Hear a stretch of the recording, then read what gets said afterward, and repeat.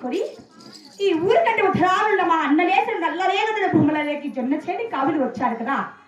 ఆయనను మా అన్న లేచిన జొన్న చేనిలో గెనుమ గెనుమ 16 గెనుములు తిరిగాను. కేకలేసి గువ్వల తల్లిని గువ్వల తోలాను.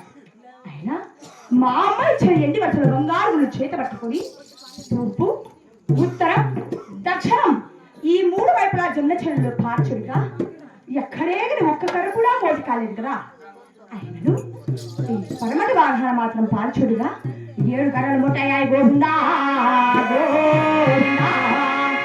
అయినా ఈ 3 వైపులా ఎక్కడేగని ఒక్క కర్ర కూడా మోటి కానిది ఆ పరమటి వాహన మాత్రం 7 కర్రలు ముట్టయ్యాయంటే ఈ యొక్క 7 కర్రలు మా అన్న మధ్యలే స్వామి చీలకు అవతారం వచ్చి 7 కర్రలు మోటి పెట్టి వెళ్ళాడో ఏమో కదా.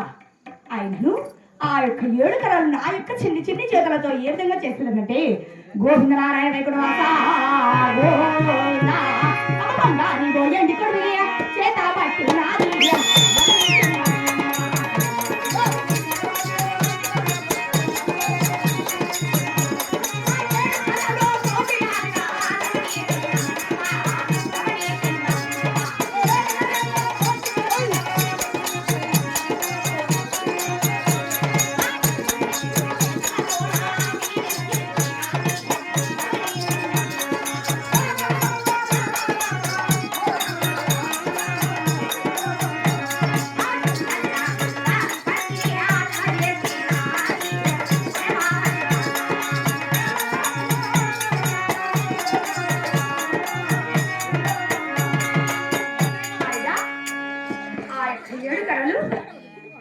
చిన్ని చిన్ని చేతులతో పోసి వీణలు చీల్చి బెండుకు బెండు జోడించి మట్టి ఎద్దును మాని ఎద్దును తయారు చేసి ఈ అందరూ కూడా చిలకల లడ్డును తయారు చేశారన్నా.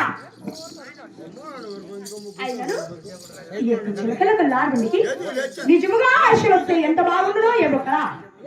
నిజముగా ఆశలు రావాలంటే మా అన్నగారిని